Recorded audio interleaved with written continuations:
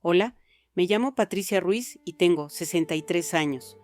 Vivo en Querétaro, en una casa pequeña llena de fotografías que casi no miro porque me duelen demasiado. Hoy voy a contarles algo que guardé en silencio durante más de 25 años. Una historia sobre la televisión mexicana, sobre un hombre que todo el país amaba y sobre el día que descubrí que la fama esconde cosas que nunca imaginamos.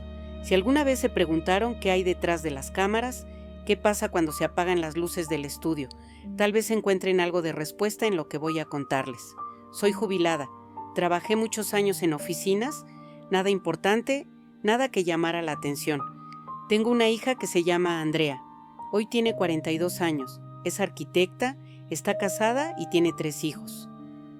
Vivimos cerca, pero hay algo entre nosotras que nunca se ha ido del todo. Una sombra que ella no entiende completamente y que yo nunca pude explicarle, hasta ahora. Déjenme llevarlas al año 1999. Yo tenía 38 años y vivía en la Ciudad de México. Acababa de divorciarme hacía un año de un matrimonio que me dejó sin nada, ni dinero, ni autoestima, ni ganas de confiar en nadie. Mi ex era de esos hombres que te hacen sentir que todo lo que haces está mal, que nunca eres suficiente. Cuando finalmente me fui, ya no sabía quién era yo sin sus críticas constantes. Vivía con Andrea en un departamento chiquito en la Narvarte. Ella tenía 16 años y estaba en la prepa. Era buena estudiante, responsable, con sueños grandes de estudiar arquitectura en la UNAM. Y yo trabajaba como secretaria en un despacho contable, donde me pagaban una miseria. Apenas alcanzaba para la renta, la comida, los pasajes. Cada quincena era un malabarismo de decidir qué pagar y qué dejar pendiente. Recuerdo que tenía un cuaderno verde donde anotaba todos los gastos. Lo abría cada noche después de que Andrea se dormía y hacía cuentas que nunca cuadraban. Sumaba, restaba, tachaba, volvía a sumar. Nunca alcanzaba y lo peor era ver a mi hija estudiar con esas ganas, con esa dedicación, sabiendo que yo no le estaba dando lo que merecía. Cada vez que me pedía dinero para algo de la escuela, yo sentía que se me partía el alma. Fue en marzo de ese año cuando vi el anuncio. Una productora de televisión buscaba asistente administrativa.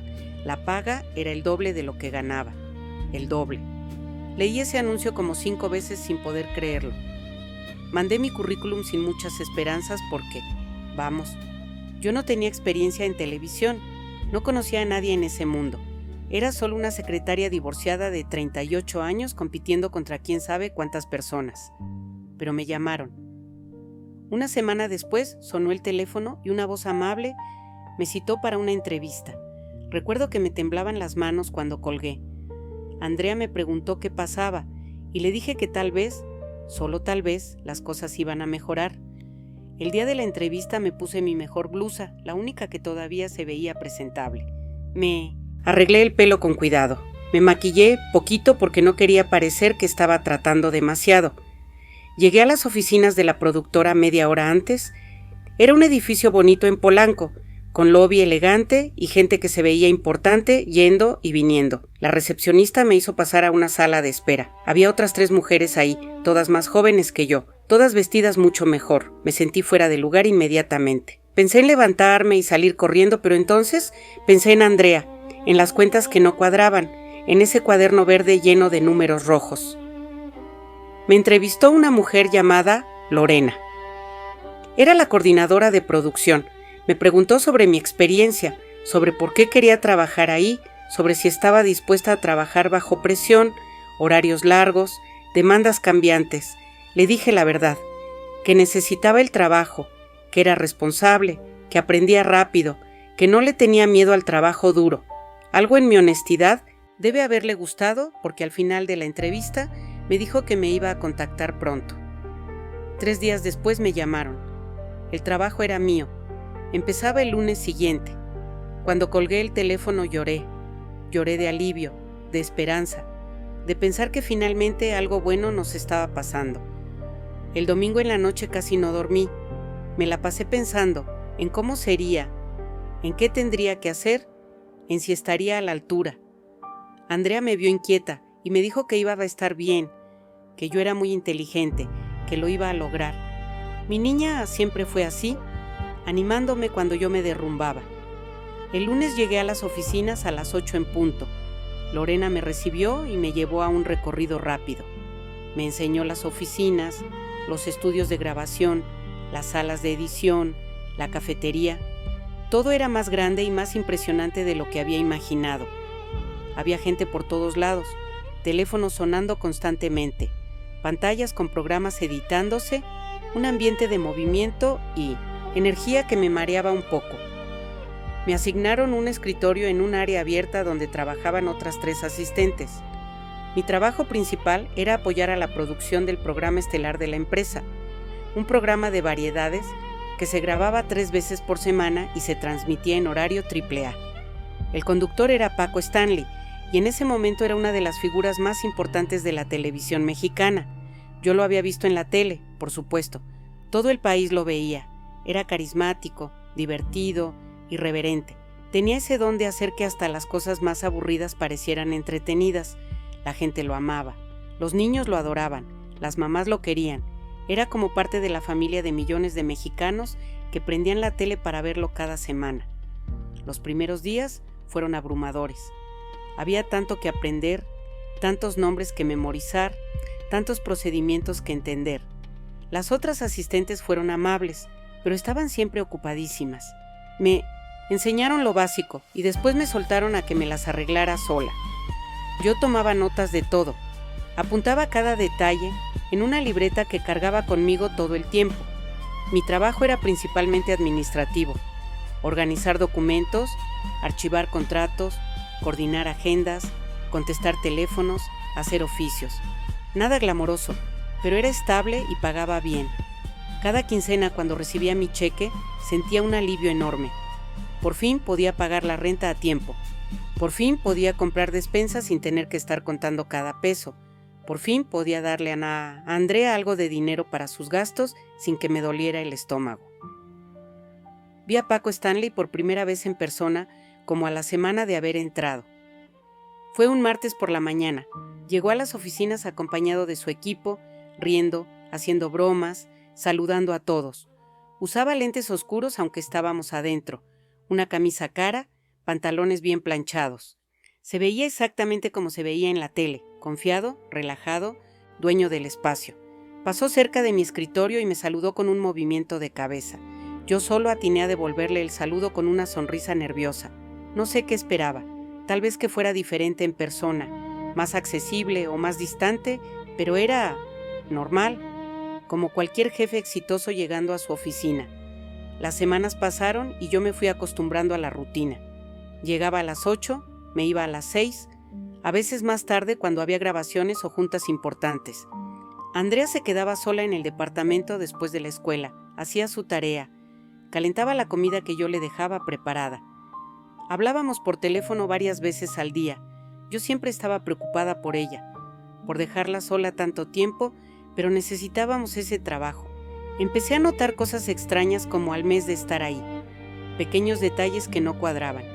Por ejemplo, Paco tenía muchas reuniones que no estaban en la agenda oficial, reuniones que Lorena no coordinaba, que no pasaban por los canales normales.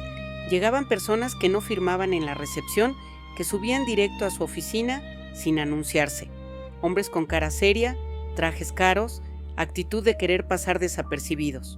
Una de las otras asistentes, se llamaba Mónica, me dijo una vez en voz baja que era mejor no hacer preguntas sobre esas reuniones.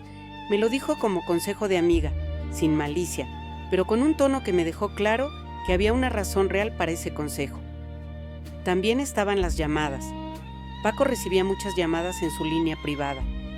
Cuando sonaba ese teléfono específico, todos sabíamos que no debíamos contestar, solo él lo hacía. Y cuando hablaba por esa línea, cerraba la puerta de su oficina, cosa que normalmente no hacía. Hablaba en voz baja, a veces en clave, usando palabras que no tenían sentido en un contexto normal de producción televisiva. Yo trataba de no pensar mucho en eso. Me decía a mí misma que no era asunto mío, que era un hombre famoso y probablemente tenía 1000 cosas privadas que manejar, que yo estaba ahí para trabajar, cobrar mi quincena e irme a casa, nada más. Pero había algo en el ambiente que me inquietaba, una tensión que no sabía identificar. A veces veía a Lorena tensa después de esas reuniones extrañas. A veces veía algunos de los productores intercambiando miradas que no entendía, como si todos supieran algo que yo no sabía, como si hubiera un secreto flotando en el aire que nadie mencionaba. Fue en mayo, como 2 meses después de haber entrado, cuando conocí a Mario Besares. Llegó una mañana con esa energía característica que tenía. Alegre, bromista, ruidoso, era el comediante del programa, el compañero inseparable de Paco, el que hacía reír a todos. Lo había visto en la tele 1000 veces haciendo sus sketches, sus personajes, sus chistes. En persona era exactamente igual, simpático, accesible, siempre con una broma en la boca. Me saludó con amabilidad cuando nos presentaron. Me preguntó mi nombre, de dónde era, cuánto tiempo llevaba trabajando ahí. Fue uno de los pocos que realmente me hizo sentir bienvenida, como si mi trabajo importara, como si yo fuera parte del equipo. Los meses siguientes fueron relativamente tranquilos. Me adapté bien al trabajo. Andrea estaba contenta porque por fin teníamos estabilidad económica. Incluso pudimos irnos de vacaciones un fin de semana largo a Cuernavaca. Fue la primera vez en años que hacíamos algo así. La vi sonreír de verdad, relajarse, olvidarse por un momento de todas las carencias que habíamos pasado. Yo me sentía orgullosa. Había conseguido salir adelante.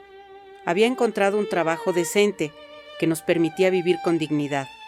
Estaba reconstruyendo mi vida después del divorcio. Las cosas iban bien, o eso creía. Fue un jueves de agosto cuando todo empezó a cambiar. Era tarde, como las 7 de la noche. Casi todos se habían ido ya. Yo me había quedado terminando un reporte que Lorena necesitaba para el día siguiente. La oficina estaba en silencio. Solo se escuchaban los sonidos distantes de alguna grabación en uno de los estudios.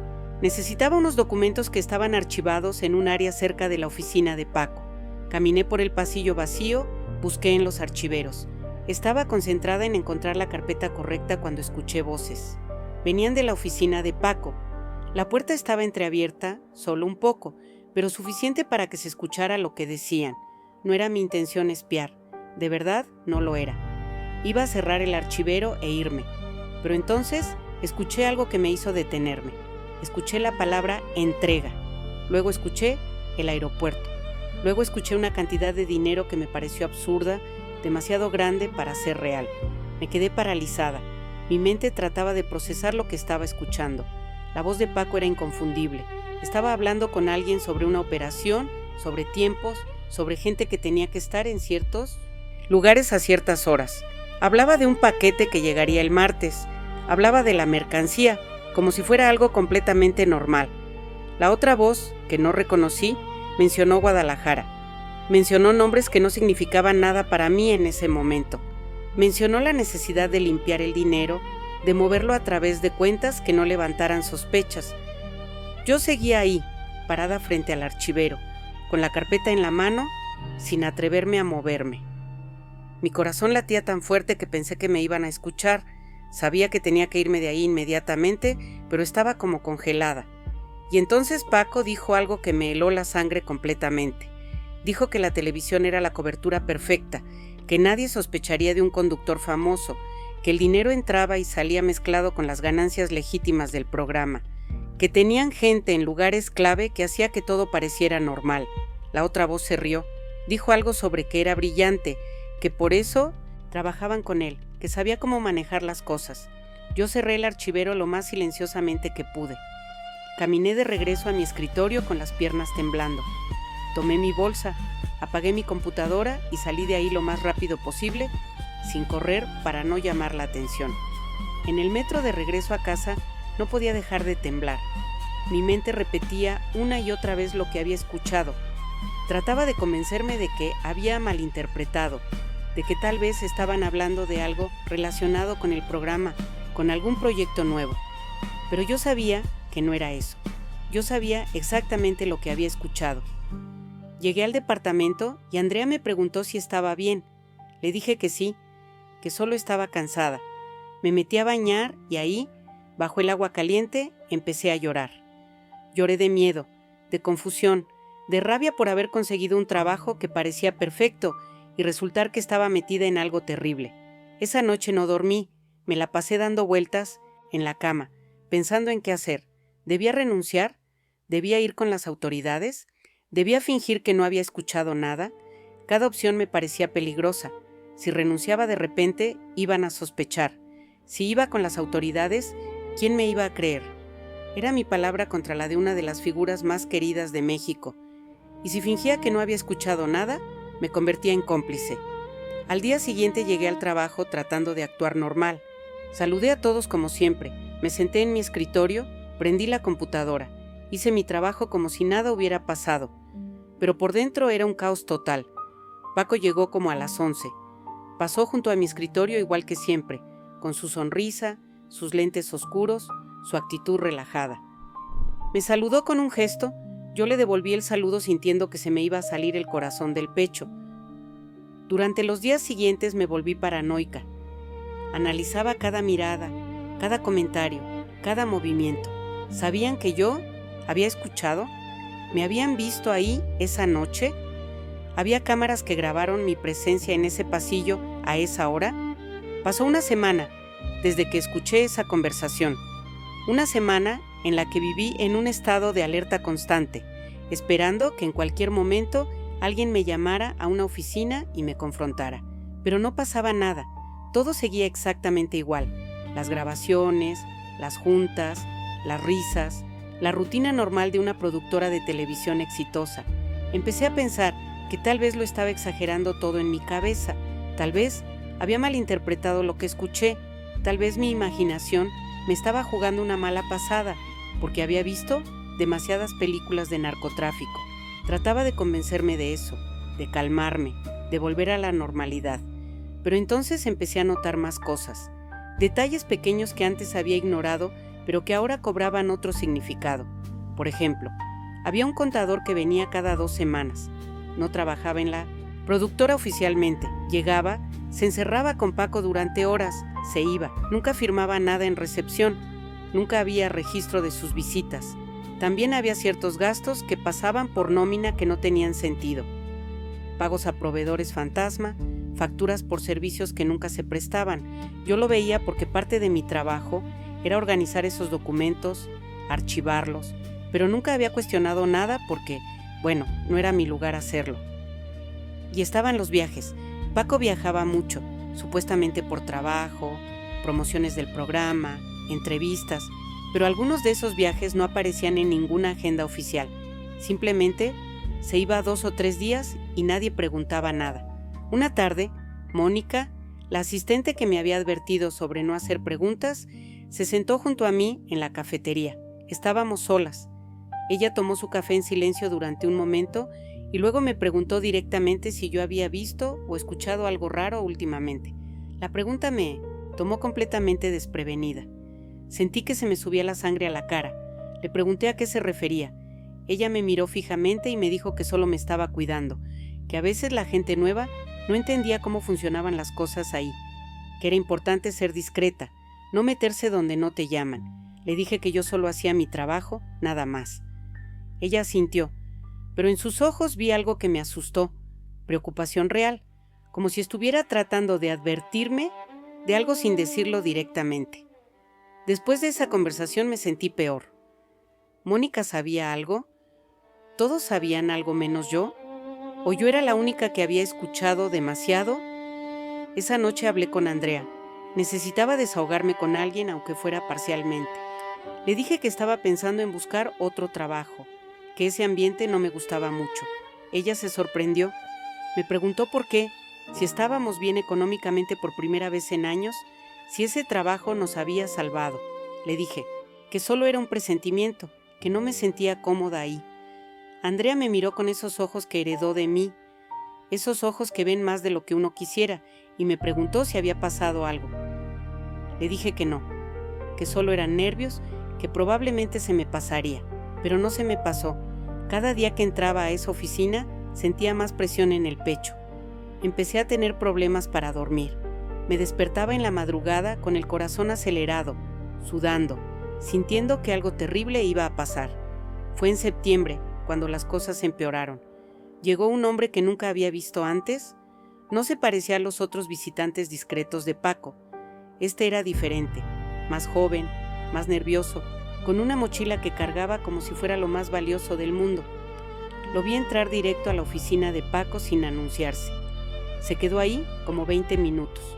Cuando salió, ya no traía la mochila. Tenía las manos vacías y caminaba más relajado. Paco salió detrás de él, lo acompañó hasta el elevador, le dio una palmada en la espalda como despedida.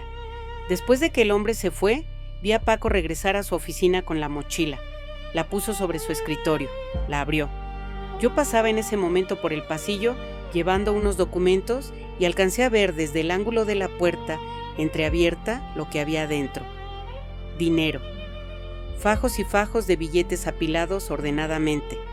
Más dinero del que había visto junto en toda mi vida. Paco levantó la vista y nuestras miradas se cruzaron. Fue solo un segundo, pero en ese segundo supe que él sabía que yo había visto. Cerró la mochila rápidamente. Yo seguí caminando como si nada, con las piernas temblando, sintiendo su mirada clavada en mi espalda. Ese fue el momento en que supe con certeza absoluta que estaba en peligro real. Ya no era paranoia, ya no era imaginación. Yo había visto algo que no debía ver y él lo sabía. Los días después de ese incidente fueron los peores. Cada vez que Paco pasaba cerca de mí, sentía que me estudiaba. Ya no era el saludo casual de siempre. Ahora había algo diferente en su forma de mirarme. Evaluación, cálculo, como si estuviera decidiendo qué hacer conmigo. Yo trataba de ser invisible. Llegaba, hacía mi trabajo con la cabeza baja, no hablaba con nadie más de lo necesario, y me iba en cuanto terminaba mi horario. Nada de quedarme tiempo extra, nada de caminar por pasillos donde no tenía que estar. Pero la tensión me estaba matando por dentro. No podía comer bien. Había perdido como 3 kilos en 2 semanas. Andrea estaba preocupada. Me decía que me veía demacrada, que qué me pasaba. Yo le decía que era el trabajo, el estrés, nada grave. Una noche, ya tarde, recibí una llamada en mi casa. Era Lorena, la coordinadora. Me dijo que necesitaban que fuera al día siguiente, sábado, a la oficina, que había unos documentos urgentes que organizar para una auditoría que venía el lunes. Me ofreció pago de tiempo extra. Me dijo que sería solo unas horas por la mañana. Algo en esa llamada me puso los nervios de punta. Nunca me habían pedido ir en sábado. Nunca había habido una auditoría mencionada antes. Y la voz de Lorena sonaba rara, tensa, como si estuviera leyendo un guión. Le dije que sí, que ahí estaría. Colgué el teléfono con las manos temblando. Andrea me preguntó qué pasaba. Le dije que tenía que trabajar el sábado. Ella protestó porque habíamos planeado ir al cine juntas, pero le prometí que iríamos el domingo en lugar de eso. Esa noche no pegué el ojo. Me la pasé pensando en todas las posibilidades. ¿Era realmente una auditoría o era una trampa? ¿Debía ir? ¿Debía inventar una excusa? ¿Debía simplemente no presentarme y empezar a buscar trabajo en otro lado inmediatamente? Pero si no iba, levantaría sospechas. Y si estaba equivocada, si realmente era solo trabajo normal, parecería que estaba actuando raro sin razón. Tomé una decisión. Iría, pero tomaría precauciones. Le escribí una carta a Andrea explicándole todo, absolutamente todo. Lo que había escuchado, lo que había visto, mis sospechas, mis miedos. Le puse el nombre de Paco Stanley, los detalles de las conversaciones, las fechas, todo lo que recordaba. Metí la carta en un sobre, lo cerré y lo escondí debajo de su colchón con una nota pegada que decía: «Solo abre si algo me pasa». También le dejé dinero escondido en una caja de zapatos en mi closet, todo lo que había ahorrado en esos meses. Le escribí instrucciones de con quién contactar si yo desaparecía. Una prima lejana que vivía en Monterrey, un vecino de confianza, números de emergencia. El sábado desperté con un nudo en el estómago. Me vestí, me despedí de Andrea con un abrazo más largo de lo normal. Ella me vio raro y me preguntó si todo estaba bien. Le dije que sí, que solo estaba cansada. Llegué a las oficinas a las 9 de la mañana. El edificio estaba casi vacío, cosa normal para un sábado.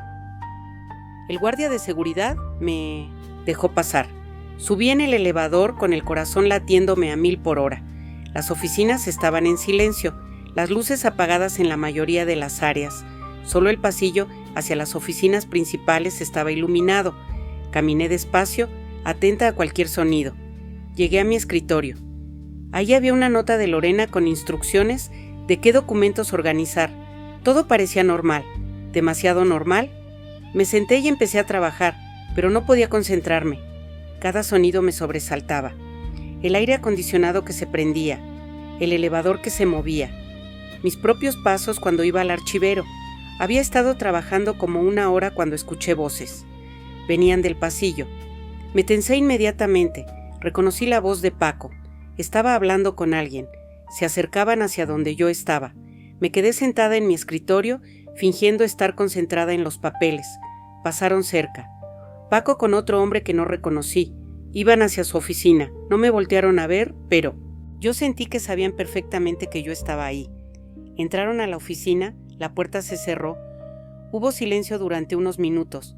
Luego escuché voces otra vez, pero muy bajas, amortiguadas por la puerta. Yo seguí trabajando mecánicamente, organizando carpetas, sin realmente procesar lo que estaba haciendo, solo esperando que pasara el tiempo para poder irme de ahí. Y entonces pasó algo que no esperaba. La puerta de la oficina de Paco se abrió. Él salió y caminó directo hacia mí. Mi corazón se detuvo, se paró frente a mi escritorio, me miró directo a los ojos y me dijo con una voz completamente calmada: «Patricia, ¿puedes venir un momento a mi oficina? Necesito que me ayudes con algo». No era una pregunta, era una orden. Me levanté de mi silla con las piernas que apenas me sostenían. Caminé detrás de Paco hacia su oficina, sintiendo que cada paso podría ser el último. Mi mente gritaba que corriera, que saliera de ahí, pero mis pies seguían moviéndose hacia adelante como si tuvieran vida propia. Entramos a la oficina. El otro hombre estaba ahí, sentado en uno de los sillones. Era mayor, como de 50 y tantos años, con traje caro y una expresión que no revelaba nada. Paco cerró la puerta detrás de nosotros. Me indicó que me sentara. Lo hice. Mis manos estaban sobre mis muslos, apretadas tan fuerte que los nudillos se me pusieron blancos. Traté de controlar mi respiración, de no mostrar el pánico que sentía. Paco se sentó en el borde de su escritorio, en una postura casual, relajada. Me estudiaba con esos ojos que ya no parecían los del conductor simpático de la televisión. Eran fríos, calculadores. «Patricia», empezó con voz tranquila, «llevas aquí casi 6 meses, has hecho un buen trabajo. Lorena me dice que eres muy confiable, muy discreta». Asentí sin decir nada. La boca se me había secado por completo. «Por eso te llamé hoy», continuó, «porque necesito gente en la que pueda confiar. Gente que entienda que en Minutes este negocio a veces se ven cosas que no se deben comentar, cosas que deben quedarse aquí, en estas paredes». Sentí que el cuarto daba vueltas. Sabía perfectamente de qué estaba hablando. El otro hombre habló por primera vez. Su voz era grave, sin emoción. «La semana pasada, un jueves por la noche, ¿estuviste aquí hasta tarde?». Era la confirmación que necesitaba. Sabían que yo había escuchado esa conversación. Probablemente sabían exactamente a qué hora, exactamente dónde estaba parada. Pensé en mentir, en negar, pero mi instinto me dijo que ya era muy tarde para eso. Mentir solo empeoraría las cosas. «Sí», respondí con voz que apenas salió. «Estaba terminando un reporte». «¿Y pasaste por el archivero cerca de esta oficina?», agregó Paco. No era una pregunta. «Sí». Hubo un silencio pesado. El hombre del traje me miraba sin parpadear. Paco jugueteaba con un bolígrafo en su mano. «Mira, Patricia», dijo Paco finalmente, con un tono casi paternal, casi amable. «Sé que eres una buena persona. Sé que solo estás tratando de sacar adelante a tu hija, Andrea, ¿verdad? Tiene 16 años, está en la prepa». El miedo que sentí en ese momento fue peor que todo lo anterior. Habían investigado sobre mí, sabían dónde vivía, sabían de mi hija. «Entiendo que a veces uno escucha cosas sin querer», continuó. «No fue tu culpa estar ahí. No fuiste a espiar a propósito. Fue solo mala suerte, ¿verdad?». Yo no escuché nada, mentí torpemente. Estaba concentrada en buscar los documentos. Paco sonrió, pero no fue una sonrisa amable. «Patricia, no me insultes. Los dos sabemos que escuchaste, pero lo importante no es eso. Lo importante es qué vas a hacer con lo que escuchaste». El hombre del traje sacó algo de su saco. Era una fotografía. La puso sobre el escritorio y la giró hacia mí. Era Andrea, saliendo de la prepa, con su uniforme, con su mochila. La foto había sido tomada esa misma semana. Sentí que me faltaba el aire. ¿Tu hija es muy bonita?, dijo el hombre con esa voz sin emoción. Sería terrible que algo le pasara. Estas calles están muy peligrosas. Tanta violencia, tantos accidentes, tantas chicas que desaparecen y nunca se vuelve a saber de ellas. No podía respirar. Literalmente no podía jalar aire. Paco se inclinó hacia mí. Nadie quiere que pase nada malo, Patricia. Yo te aprecio tu trabajo. Por eso te voy a dar una oportunidad que no le doy a mucha gente. Sacó un sobre del cajón de su escritorio, lo puso frente a mí. Aquí hay 50,000 pesos, dijo. Es un bono por tu excelente trabajo y viene con una sola condición muy simple, que sigas haciendo exactamente lo que has estado haciendo, trabajar, cobrar tu quincena, irte a casa con tu hija y que nunca, bajo ninguna circunstancia, menciones nada de lo que has visto o escuchado aquí, a nadie, ni a tu familia, ni a tus amigos, ni a las autoridades, nunca. El hombre del traje agregó, si cumples con eso, tú y tu hija van a estar, y tú, perfectamente bien. El dinero va a seguir llegando, tu vida va a seguir siendo normal, pero si hablas, no terminó la frase, no hacía falta. Me quedé mirando el sobre, 50,000 pesos. Era más dinero del que yo ganaba en 4 meses, suficiente para adelantar rentas, para comprar todo lo que Andrea necesitaba para la escuela, para tener un colchón de emergencia por primera vez en años. No tienes que decidir ahorita, dijo Paco con esa voz falsamente amable. Piénsalo, llévate el sobre, úsalo, y el lunes vienes a trabajar como siempre. ¿Entendiste? Entendí, susurré. Perfecto, sonrió. Sabía que eras inteligente, por eso te contraté. El hombre del traje se levantó. Paco abrió la puerta. Yo tomé el sobre con manos temblorosas y salí de esa oficina sin voltear atrás. Regresé a mi escritorio, tomé mi bolsa y salí del edificio lo más rápido que pude sin correr. Llegué a la calle y ahí me detuve, respirando el aire de la ciudad como si hubiera estado bajo el agua durante horas. El camino a casa fue un borrón. No recuerdo haber tomado el metro, no recuerdo haber caminado, pero de alguna forma llegué al departamento. Andrea estaba viendo la tele. Me vio entrar y notó inmediatamente que algo estaba mal. «Mamá, ¿qué pasó?» «Nada, mija, mentí. Solo estoy cansada». Me metí a mi cuarto, cerré la puerta y me tiré en la cama. El sobre estaba en mi bolsa. Lo saqué, lo abrí. Conté el dinero. Era exactamente lo que habían dicho. 50,000 pesos en billetes de 500. Y junto con el dinero había una nota. Decía solo una línea. Andrea sale de la escuela a las 2:30. Camina sola 3 cuadras hasta el paradero del camión. Era otra amenaza velada. Sabían todo de mi vida. Sabían dónde estudiaba mi hija, a qué hora salía, por dónde caminaba. Podían llegar a ella en cualquier momento. Guardé el dinero.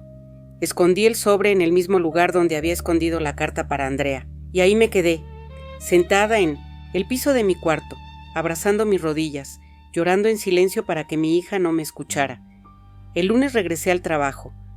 Actué como si nada hubiera pasado. Saludé a todos como siempre. Me senté en mi escritorio. Prendí la computadora, hice mi trabajo. Paco llegó como a las 11. Pasó junto a mí y me hizo un gesto casi imperceptible con la cabeza. Un asentimiento pequeño que significaba que había tomado la decisión correcta, que estábamos de acuerdo, que el trato estaba cerrado. Y así empezó mi vida como cómplice silenciosa. Los meses que siguieron fueron una tortura psicológica constante. Durante el día trabajaba normalmente. Organizaba documentos, archivaba contratos, contestaba teléfonos. Pero por dentro estaba muriéndome. Veía a Paco en la televisión siendo el conductor carismático que todos amaban. Lo veía en comerciales, en entrevistas, en programas especiales, y yo sabía la verdad. Sabía qué había detrás de esa sonrisa que estaba financiando, esa vida de lujo. En la oficina seguían llegando esas visitas extrañas, seguían pasando esas reuniones secretas, seguía moviéndose dinero que no cuadraba en ningún libro contable legítimo, y yo tenía que fingir que no veía nada, que no sabía nada. Mónica se acercó a mí un día. Me dijo en voz baja que me veía bien últimamente, más tranquila. Me preguntó si ya me había adaptado completamente al trabajo. Entendí que ella también sabía. Probablemente había pasado por lo mismo. Probablemente todos los que duraban más de unos meses ahí habían pasado por alguna versión de esa conversación en la oficina de Paco. Éramos cómplices todos, unidos por el miedo y el silencio. El dinero que me habían dado lo usé poco a poco. Pagué rentas adelantadas, compré ropa nueva para Andrea. Arreglé cosas del departamento que llevaban años descompuestas. Mi hija estaba feliz. Me decía que finalmente las cosas nos estaban saliendo bien, y yo sonreía y asentía, cargando con el peso de saber que ese dinero estaba manchado con algo terrible, que cada peso que gastaba era un recordatorio de mi traición a mí misma, a mis valores, a todo lo que creía que era. Las pesadillas empezaron en octubre. Soñaba que me arrestaban, soñaba que le pasaba algo a Andrea, soñaba que el hombre del traje aparecía en mi casa, me despertaba sudando, con el corazón acelerado, teniendo que revisar que Andrea estuviera bien en su cuarto. Desarrollé una rutina obsesiva. Cada día salía de trabajar y llamaba a Andrea inmediatamente. Le preguntaba dónde estaba, con quién, si todo estaba bien.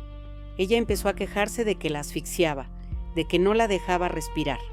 Pero yo no podía evitarlo. Necesitaba saber que estaba a salvo. Cambié varias veces la ruta que ella usaba de la escuela a casa. Le prohibí hablar con extraños. Le compré un celular, cosa cara en ese entonces, solo para poder localizarla en cualquier momento. Andrea pensaba que me había vuelto loca de la preocupación. Y tenía razón, pero no por las razones que ella creía. En noviembre pasó algo que me hizo pensar que tal vez había una salida. Escuché en las noticias que habían arrestado a varios narcotraficantes importantes en Guadalajara, que las autoridades estaban intensificando su lucha contra el narco, que había operativos en todo el país. Por un momento sentí esperanza. Tal vez si las autoridades estaban actuando tan agresivamente, podría ir con ellos de forma anónima, darles información, ayudarlos a detener a Paco y a su red. Pero esa esperanza duró poco, porque también escuché historias de delatores que aparecían muertos, de familias enteras que desaparecían, de que había infiltración en todos los niveles del gobierno. ¿Cómo podía yo saber a quién acudir? ¿Cómo podía confiar en que las autoridades no estaban compradas? Además, estaba el tema de las pruebas. Yo no tenía nada concreto, solo conversaciones que había escuchado, documentos que había visto pero que nunca copié, visitas sospechosas, nada que un abogado no pudiera desmantelar en segundos, y mientras tanto, Andrea estaría en peligro. Decidí que la única opción era seguir callada, trabajar, cobrar, esperar que nada explotara. Fue en diciembre, cuando conocí a Paola Durán. Llegó como nueva asistente de producción, tenía 28 años, recién salida de la Universidad de Comunicación, llena de energía y entusiasmo. Era todo lo que yo había sido alguna vez, inocente, esperanzada, creyendo que el mundo de la televisión era glamoroso y emocionante. Me cayó bien inmediatamente. Era amable, trabajadora, hacía preguntas inteligentes, y yo veía en ella un reflejo de lo que había perdido, esa capacidad de ver lo bueno en las cosas, de confiar en la gente. Empezamos a almorzar juntas a veces. Ella me contaba sobre sus planes, sus sueños de hacer documentales, de contar historias importantes. Yo la escuchaba y sentía una mezcla de ternura y tristeza, porque sabía que ese lugar eventualmente mataría esos sueños, igual que había matado los míos. Un día, mientras comíamos en la cafetería, Paola bajó la voz y me preguntó si yo había notado cosas raras en la oficina. Me dijo que había visto gente extraña entrando y saliendo, que había escuchado conversaciones que no entendía, que algo no le cuadraba. Sentí que se me helaba la sangre. Ahí estaba, exactamente la misma trayectoria que yo había seguido. Primero la curiosidad, luego las sospechas, luego el descubrimiento. Le dije lo mismo que Mónica me había dicho a mí meses atrás, que era mejor no hacer preguntas, que cada quien hacía su trabajo y ya, que la discreción era importante en ese ambiente. Ella me miró confundida. Pero Patricia, ¿y si es algo malo? ¿Y si deberíamos decir algo? Quise gritarle que sí, que era algo malo, que debería salir corriendo de ahí inmediatamente. Quise contarle todo, advertirle del peligro, salvarla de cometer los mismos errores que yo, pero lo único que hice fue decirle con voz muy seria que algunos trabajos requerían que uno se hiciera de la vista gorda, que así era el mundo real, que si quería durar ahí, tenía que aprender cuándo callar. La vi procesar mis palabras, vi la decepción en sus ojos. Probablemente pensó que yo era una cínica que había vendido su alma por un sueldo, y tenía razón. Las semanas antes de Navidad fueron extrañamente tranquilas. Parecía que todo se había calmado, las reuniones raras disminuyeron, las visitas sospechosas se espaciaron. Paco estaba de buen humor, preparando especiales navideños, regalando bonos a todo el equipo. Me dieron un bono de fin de año generoso, lo suficiente para comprarle a Andrea regalos que nunca había podido darle, una computadora nueva, ropa bonita, dinero para sus gastos. La vi desenvolver sus regalos en Navidad con esa sonrisa enorme y sentí que se me partía el corazón, porque ese dinero, esos regalos, todo estaba manchado y ella nunca lo sabría. Enero de 1999 llegó con una calma engañosa. El programa empezó el año con excelentes ratings. Paco estaba en la cima de su carrera. Hablaban de nuevos proyectos, de expansión, de llevar el show a otros países. Todo parecía ir perfectamente bien. Yo seguía con mi rutina, trabajo, casa, Andrea, repetir. Había desarrollado una especie de entumecimiento emocional. No pensaba demasiado en lo que sabía. No analizaba las cosas que veía. Solo existía, funcionaba, sobrevivía. Paola dejó el trabajo en febrero. Renunció sin dar muchas explicaciones. Solo dijo que había conseguido otra oportunidad en una productora independiente. Pero cuando se despidió de mí, me abrazó y me susurró al oído: «Gracias por la advertencia. Tienes razón. Hay cosas que es mejor no saber». La vi irse y sentí alivio. Al menos ella se había salvado. Al menos ella había salido antes de quedar atrapada como yo. Los meses siguientes transcurrieron sin sobresaltos mayores. Marzo, abril, mayo. El programa seguía siendo un éxito. Las grabaciones continuaban. La rutina no cambiaba. Pero entonces empecé a notar algo diferente. Paco estaba más tenso, más irritable. Llegaba a la oficina con cara de preocupación. Tenía discusiones acaloradas por teléfono que cerraba en cuanto alguien se acercaba.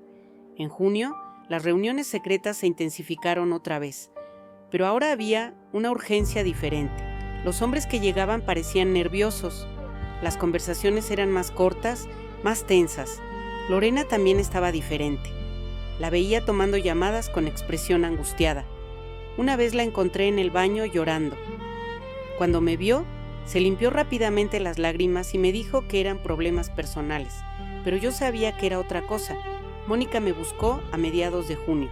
Me llevó al estacionamiento con la excusa de que me quería mostrar su carro nuevo. Una vez ahí, donde nadie podía escucharnos, me dijo algo que me dejó fría. Algo grande va a pasar. No sé qué exactamente, pero puedo sentirlo. Si yo fuera tú, empezaría a buscar otro trabajo. Ya. Le pregunté qué había escuchado. Me dijo que nada específico, solo fragmentos. Que había presión desde arriba, que alguien estaba investigando, que las cosas se estaban poniendo peligrosas. Esa noche llegué a casa y saqué todos los papeles que tenía escondidos. La carta para Andrea, los números de emergencia, el dinero ahorrado, y agregué algo nuevo. Escribí todo lo que recordaba. Fechas, nombres, conversaciones. Lo metí en otro sobre y lo guardé en un lugar diferente. Si algo me pasaba, al menos quedaría un registro. Era el 7 de junio de 1999. Un lunes normal. Llegué al trabajo a mi hora habitual. Todo parecía normal. Paco llegó como siempre. Grabaciones programadas, juntas de producción, rutina.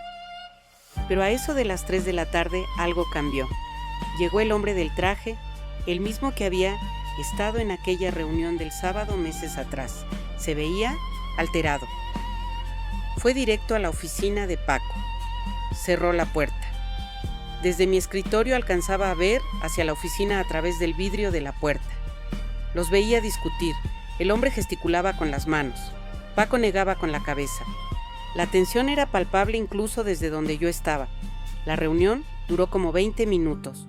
Cuando el hombre salió, casi corría. Su cara estaba roja. Pasó junto a mi escritorio sin voltear a ver a nadie. Paco salió detrás de él. Por primera vez en todos esos meses lo vi verdaderamente asustado. Ya no era el conductor carismático y confiado. Era alguien que acababa de recibir malas noticias. Canceló la grabación de ese día. Dijo que no se sentía bien. Se fue de la oficina antes de las 5, cosa que nunca hacía. Los días siguientes fueron extraños. Paco faltó 2 días completos. Cuando regresó, se veía demacrado. Había perdido peso. Tenía ojeras profundas. El viernes de esa semana me llamó a su oficina. Cuando entré, me sorprendió que estuviera solo. Normalmente cuando me llamaba había alguien más. Patricia, me dijo con voz cansada, vas a recibir una llamada en los próximos días. Alguien preguntando sobre mí, sobre la productora. Si eso pasa, tú no sabes nada. Nunca has visto nada raro. Nunca has escuchado nada extraño, ¿entiendes? Asentí. Bien. Y Patricia, gracias por tu discreción todos estos meses. No se me olvida. Salí de esa oficina con un presentimiento terrible. El lunes siguiente, 7 de junio, fue el último día que vi a Paco Stanley con vida. El martes, 8 de junio de 1999, no fui a trabajar. Andrea tenía cita con el dentista y yo había pedido permiso para acompañarla. Estábamos en la sala de espera cuando mi celular empezó a sonar sin parar. Era Mónica. Patricia, ¿ya viste las noticias? No, ¿por qué? Préndela, ahorita. Le pedí al recepcionista que prendiera la tele, y ahí estaba, en todas las noticias. Paco Stanley asesinado a balazos. Las imágenes del restaurante. La sangre. Los testigos llorando. México entero en shock. No podía respirar. Andrea me agarró del brazo preguntando qué pasaba. El consultorio del dentista daba vueltas. Paco Stanley, el hombre que todo México amaba, había sido ejecutado a plena luz del día. Varios disparos. Profesional. Definitivo. Los días que siguieron fueron un caos. La policía llegó a interrogar a todos en la productora. A mí me preguntaron sobre su comportamiento reciente, sobre visitas extrañas, sobre cualquier cosa sospechosa. Dije exactamente lo que me habían enseñado a decir. No sé nada. Era un buen jefe. Nunca vi nada raro. Arrestaron a Mario Besares y a otros. Los acusaron del asesinato. Hubo un juicio que duró años. Teorías por todos lados. Conspiraciones, especulaciones. Pero la verdad completa nunca salió. Yo renuncié 2 semanas después del asesinato. No podía estar ahí un minuto más. Conseguí otro trabajo en una empresa de importaciones. Menos sueldo, pero limpio, honesto. Los años que siguieron fueron de reconstrucción lenta. Andrea terminó la prepa. Entró a la UNAM a estudiar arquitectura como soñaba. Se recibió en 2004. Se casó en 2007. Me dio 3 nietos hermosos. Pero yo nunca pude sacarme de encima lo que había vivido. Las pesadillas continuaron durante años. Cada vez que veía algo sobre Paco en las noticias, cada vez que salía una nueva teoría sobre su muerte, yo revivía todo. Me volví extremadamente cautelosa. No confiaba en nadie. No hacía amistades profundas. Vivía con el miedo constante de que alguien de esa época me reconociera, me buscara, decidiera que sabía demasiado. Fue solo hasta 2010, 11 años después, cuando finalmente busqué ayuda psicológica. La terapeuta me ayudó a procesar el trauma, la culpa, el miedo. No pude contarle todo, pero conté lo suficiente. Y ahora, en 2025, 26 años después, finalmente me siento lista para hablar. Todos los involucrados principales están muertos o en prisión. Carteles de esa época se fracturaron. El México de 1999 ya no existe. Le conté todo a Andrea hace 6 meses. Lloró, me abrazó, me dijo que entendía por qué había sido tan sobreprotectora con ella. Me dijo que me perdonaba por los secretos. No me considero heroína ni víctima. Soy una sobreviviente que tomó decisiones cuestionables para proteger a su hija. ¿Haría las cosas diferentes si pudiera? No lo sé. Probablemente no. Lo que sí sé es que el mundo de la fama, del dinero fácil, del poder, esconde cosas que el público nunca imagina, y que detrás de cada sonrisa en la televisión pueden existir secretos que destruyen vidas. Sobreviví para contar la verdad, no toda, porque hay cosas que me llevaré a la tumba. pero lo suficiente para que alguien sepa que no todo lo que brilla es oro, y que a veces el precio de la supervivencia es vivir con fantasmas que nunca te abandonan. Si esta historia te tocó, te invito a suscribirte. Comparte con alguien que entienda que la vida no es blanco y negro. Y si tú también cargaste secretos imposibles, si también tuviste que elegir entre opciones terribles, déjalo en los comentarios. No estás solo. Tu verdad importa. Yo salí viva. Eso tendrá que ser suficiente.